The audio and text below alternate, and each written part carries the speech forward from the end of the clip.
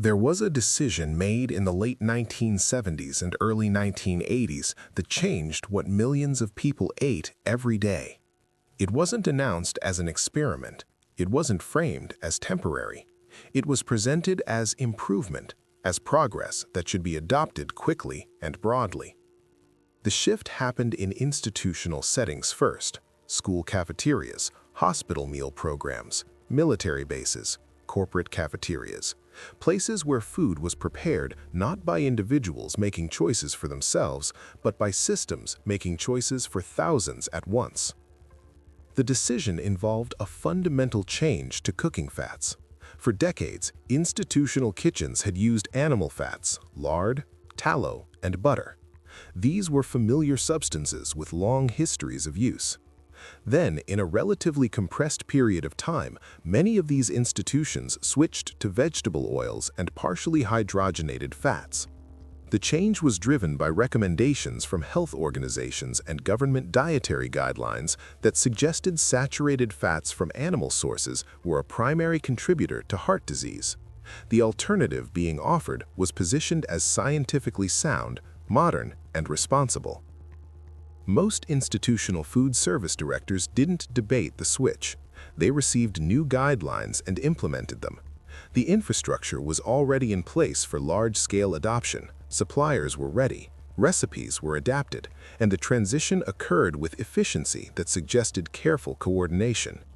This wasn't presented as controversial. It was presented as a correction of past ignorance, a necessary update based on emerging scientific consensus.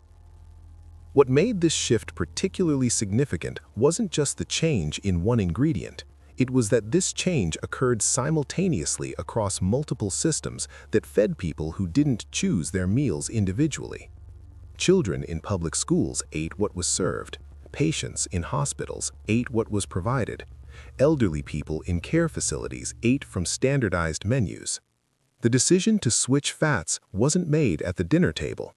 It was made in procurement offices, in dietary committee meetings, in federal guideline documents that trickled down through state and local agencies. The new fats were not traditional foods. Partially hydrogenated vegetable oils were products of industrial chemistry created through a process that added hydrogen atoms to liquid oils to make them solid at room temperature. This process had been developed in the early 20th century, but its widespread use in institutional food service was a phenomenon of the late 20th century. The result was a substance that behaved like the fats it replaced. It could be used for frying, baking, spreading, but its molecular structure was different. It contained trans fats, which did not exist in significant quantities in the human diet before industrial food processing made them ubiquitous. At the time, this was considered normal. The substances were approved. They appeared in ingredient lists under names that sounded benign or technical: vegetable shortening, margarine, partially hydrogenated soybean oil. There was no warning label. There was no indication that these were experimental in any meaningful sense. They were simply the new standard, replacing the old standard, in a transition that felt inevitable rather than optional. Most people didn't question it.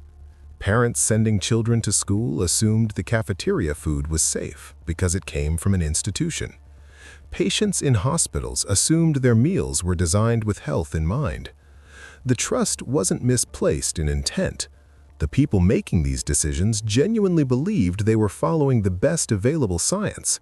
But the certainty with which the transition occurred did not match the actual evidence base that existed at the time. The recommendations were based on observational studies and hypotheses about cholesterol and heart disease. They were not based on long-term controlled trials that tracked health outcomes across decades when populations consumed these new fats as staples. The adoption was rapid. By the mid-1980s, partially hydrogenated oils were everywhere in institutional food service. They were in the fryers used for chicken nuggets and French fries. They were in the baked goods served at breakfast. They were in the margarine spread on bread. The volume was significant. A child eating school lunch 5 days a week was consuming these fats repeatedly, consistently, over years. An elderly person in a nursing home was eating meals prepared with these fats multiple times per day. The exposure wasn't occasional, it was structural. This wasn't discussed openly at the time. There were no public campaigns explaining the transition in detail. There were no televised debates about whether this change should be implemented before long-term safety data existed. The shift was administrative, bureaucratic, quietly comprehensive. It happened in the background of daily life, in the infrastructure that most people didn't think about because they trusted it to function properly. Most people never noticed this at the time. The food tasted similar. It looked similar. The change wasn't visible on the plate. And because the transition was happening in institutional settings rather than grocery stores, at least initially, it didn't register as something individuals needed to evaluate. It was simply what was being served. The choice had already been made upstream.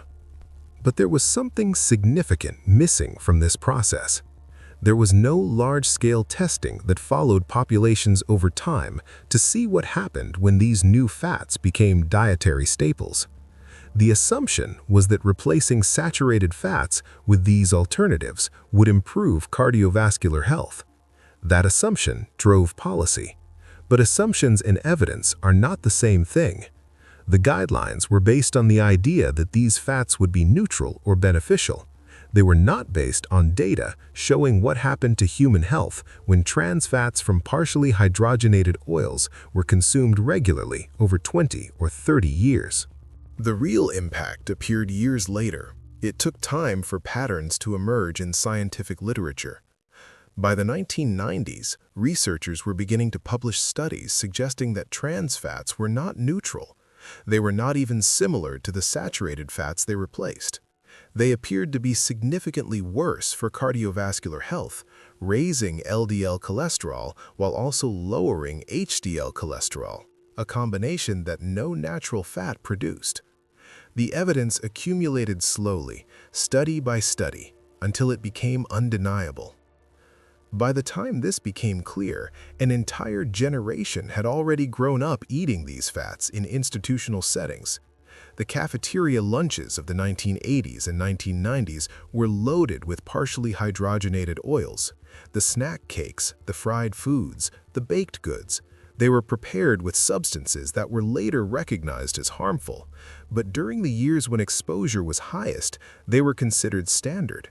They were what responsible institutions served because they were following official guidance. The timeline matters here. The widespread institutional adoption happened in the late 1970s and through the 1980s. The first major studies questioning the safety of trans fats started appearing in the early 1990s. By the late 1990s and early 2000s, the scientific consensus had shifted enough that regulatory agencies began considering restrictions. But the implementation of those restrictions was slow. The FDA didn't require trans fat labeling until 2006. Partial bans didn't begin until the 2010s. A full ban on artificial trans fats in the United States didn't take effect until 2018. That means there was a window of roughly 30 years during which these fats were widely consumed in institutional settings, considered safe and even preferable, before they were recognized as harmful and eventually prohibited. 30 years is a long time in the life of a person. It's an entire childhood. It's the span of time during which dietary habits are formed, during which metabolic patterns are established, during which cumulative exposure builds up in ways that aren't immediately visible but may express themselves in health outcomes decades later. By the time the consequences were visible, habits were already set. Not just individual habits, but institutional habits. The food service industry had built entire supply chains around these fats. Recipes had been standardized, equipment had been purchased, workers had been trained in methods that assumed these fats were appropriate. The inertia wasn't just psychological, it was structural and economic. And during that entire period, the people eating this food, children in schools, patients in hospitals, residents in care facilities, had no meaningful way to opt out. They weren't making purchasing decisions at a grocery store where they could read labels and compare options. They were eating what was provided by systems they were part of, often systems they had no choice but to participate in. Public school attendance was compulsory. Hospital patients ate what was served. The decision about which fats to use had been made far above the level of individual choice. This wasn't a failure of individual responsibility. It was a failure of the systems that were supposed to test and verify safety before implementing changes at scale. The institutions that adopted these fats did so in good faith, following guidelines from authoritative sources. But those guidelines were based on incomplete evidence. They were implemented broadly and quickly, without the kind of long-term prospective studies that would have revealed the problems earlier. The pattern here is important. A change was recommended based on a hypothesis. That hypothesis seemed plausible given the evidence available at the time. But plausibility and proof are different things. The hypothesis was treated as fact, and policy was built on it. The policy was implemented across institutions that fed millions of people. And only after decades of exposure did the evidence accumulate to show that the hypothesis was wrong, or at least that the solution created new problems as serious as the one it was meant to solve. What's significant is not just that a mistake was made. Mistakes happen in science and medicine. What's significant is the speed and scale of implementation relative to the certainty of the evidence. These fats became standard in institutional food service very quickly. They were adopted as if the science was settled. But the science was not settled, it was evolving, and it evolved in a direction that contradicted the assumptions driving policy. During the decades when trans fats were ubiquitous in institutional food, there was no system in place to monitor health outcomes in the populations consuming them. There were no registries tracking the children who ate school lunches prepared with partially hydrogenated oils to see what their cardiovascular health looked like 20 or 30 years later. There were no long-term cohort studies embedded in the institutional feeding programs themselves. The implementation happened first. The monitoring, to the extent it happened at all, came later and was fragmented across unrelated research projects. This created a strange situation. An entire population was exposed to a novel class of fats in their diet. That exposure was not random. It was concentrated in institutional settings, which meant it disproportionately affected people who were young, sick, elderly, or otherwise dependent on systems for their food. And yet there was no coordinated effort to study what that exposure actually did over time in real-world conditions. The assumption seemed to be that if a substance was approved and if it followed guidelines based on the best available theory, then it was safe. But approval means a substance has met certain criteria at a certain point in time based on certain types of evidence. Safety, in the full sense, means that long-term exposure in real populations has been shown not to cause harm. Those are not the same thing. By the time regulatory agencies began restricting trans fats, the damage had already been done. The people who consumed these fats throughout childhood and adolescence in the 1980s and 1990s had already been exposed. The effects, if there were effects, were already embedded in their biology. You can't retroactively uneat decades of institutional food. The response, when it came, was bureaucratic and slow. Labels changed, formulations were adjusted, new guidelines were issued. But there was no reckoning with the fact that a massive, multi-decade experiment had been conducted on populations who didn't consent to it and who weren't informed it was happening. It was simply treated as a correction, an update to guidelines based on new information. The fact that the old guidelines had been implemented at scale before the information was complete was not addressed.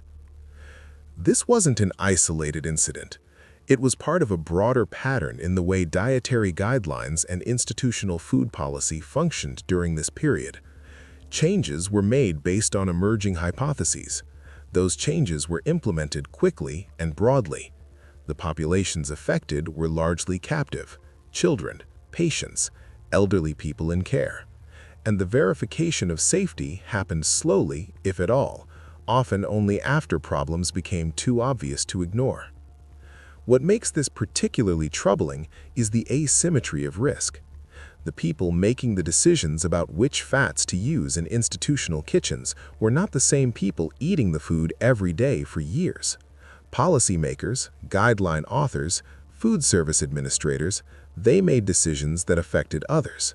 The consequences of those decisions, if they were negative, would appear in populations that had no voice in the decision-making process.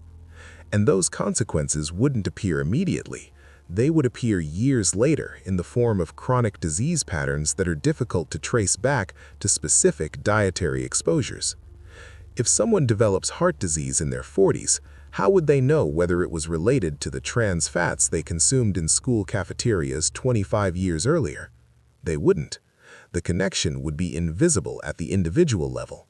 It would only become visible in population-level data, and only if someone was looking for it. But for a long time, no one was looking. The assumption was that the guidelines were correct, so there was no reason to monitor outcomes closely. By the time researchers started questioning trans fats, the exposure had already been happening for years.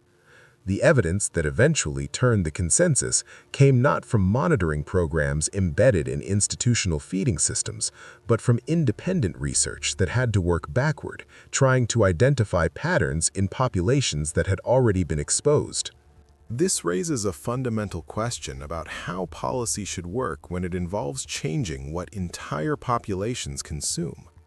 Should the standard be that a change seems like a good idea based on available theory, or should the standard be that a change has been proven safe through long-term observation before it's implemented at scale? Those are two very different standards, and they lead to very different outcomes. What happened with trans fats suggests that the operating standard was the former. The change seemed like a good idea, it was consistent with prevailing theories about saturated fat and heart disease, so it was implemented broadly in settings where millions of people would be exposed without waiting for long-term safety data. The implicit assumption was that the theory was correct, and therefore the change was safe. But theories can be wrong, and when they're wrong, and when policy is built on them before they're verified, the people who pay the price are the ones who had no say in the decision. The institutional settings made this particularly consequential. When a product is sold in stores, people can choose whether to buy it. They can read labels, compare options, decide for themselves based on whatever criteria mattered to them. But in institutional settings, schools, hospitals, prisons, nursing homes, there is no choice. The institution decides, and the individual eats what's provided or goes without. That makes the responsibility of the institution much greater. It also makes the consequences of being wrong much more severe. And institutions were wrong about trans fats.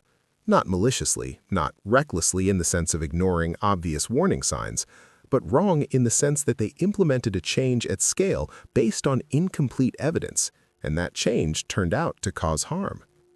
The harm wasn't immediate or dramatic, it was cumulative and invisible, expressed years later in ways that couldn't be easily traced back to the source. By the time the scientific consensus shifted, the policy infrastructure had moved on. The focus became updating guidelines, changing labels, reformulating products. There was little public discussion of the fact that an entire generation had been exposed to something that was later recognized as harmful. There was no accountability process. There was no mechanism to evaluate what went wrong or how to prevent similar mistakes in the future. The lesson, if there is one, isn't about trans fats specifically. It's about the structure of decision-making in systems that feed large populations. It's about the gap between what's considered safe enough to implement and what's actually been proven safe through long-term evidence. It's about who bears the risk when changes are made before the evidence is complete. And this wasn't the only change. Similar changes followed. New sweeteners, new additives, new processing methods, each introduced with assurances of safety, each implemented at scale in institutional settings, each affecting populations who had little ability to opt out. The pattern didn't stop there.